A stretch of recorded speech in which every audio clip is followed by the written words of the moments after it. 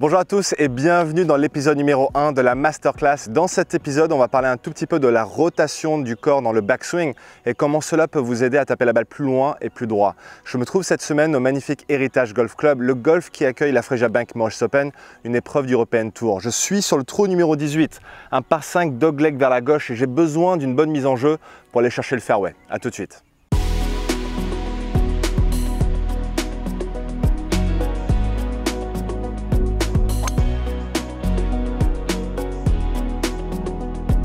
Alors quand on parle de puissance au niveau de la mise en jeu, c'est extrêmement important de comprendre comment le corps, qui est le moteur du swing, fonctionne pendant le swing.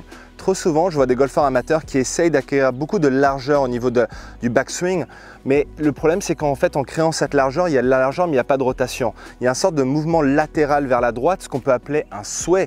Et le problème avec ça, c'est qu'en fait ça va faire le contraire de ce que vous espérez, créer de la puissance. Je vois également beaucoup de joueurs qui créent de la restriction au niveau du bas du corps et qui montent le backswing uniquement avec les bras et les mains de cette façon-là. Pareil, créer trop de restrictions dans le bas du corps ne va pas vous aider à acquérir de la puissance et de la régularité ainsi que de la précision. Donc, ce qu'on a besoin de faire dans le backswing, c'est deux choses.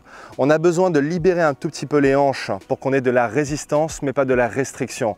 Donc, on a besoin d'une rotation interne de la hanche droite pour venir charger le poids sur le côté droit plutôt que de transférer le poids sur le côté droit.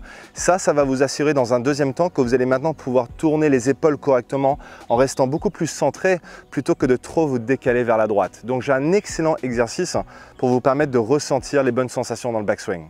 Alors pour cet exercice, vous allez avoir besoin d'une baguette d'alignement. Vous allez vous placer comme vous le ferez d'habitude devant la balle. Alors là, en l'occurrence, j'ai un bois 3, vous pouvez avoir le driver également. Et je vais venir placer la baguette d'alignement à droite de mon pied droit, okay, pour qu'elle soit pratiquement perpendiculaire par rapport à ma ligne de jeu. Ok, parfait.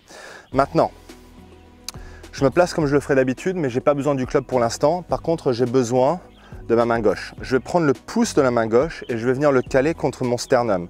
Remarquez comment j'ai créé un angle entre mon avant-bras et le bras. Cet angle ne va pas changer pendant l'exercice. Alors, ce que je vais faire maintenant, c'est chercher la rotation vers la droite pour que mon avant-bras soit parallèle par rapport à la baguette d'alignement qu'il y a au sol. Remarquez comment, quand j'ai fait ce mouvement-là, j'ai créé une rotation interne de la hanche droite, ici. J'ai bien tourné les épaules, mais j'ai pas décalé, je ne me suis pas décalé latéralement vers la droite pour avoir l'avant-bras qui dépasse la baguette. Ça, c'est surtout ce que je ne veux pas voir. Et je ne veux également pas voir le mouvement où vous essayez uniquement de bouger le bras. L'angle ne bouge pas. On crée une rotation, boum, pour trouver le mouvement parallèle, l'avant-bras parallèle par rapport à la baguette. Une autre chose que vous pouvez imaginer, c'est de visualiser un mur qui part du sol et qui monte en haut, juste à côté de vous. Et là, vous allez venir essayer de placer l'avant-bras, boum, contre le mur. Allez, on essaye l'exercice. Alors la façon dont je réalise cet exercice au practice, c'est tout simplement, j'effectue 3 rotations où je place le club sur la cuisse droite pour l'instant. Je mets le pouce contre le sternum et j'effectue 3 rotations en marquant la position pendant 1 ou 2 secondes à chaque fois quand j'arrive où l'avant-bras est parallèle par rapport à la baguette. Donc là, ça fait 2 et 3 fois. Et à chaque fois, je marque la position pour essayer en quelque sorte d'enregistrer les sensations. Une fois que j'ai effectué cet exercice 3 fois, je prends mon bois 3 en main. Ça peut être le driver.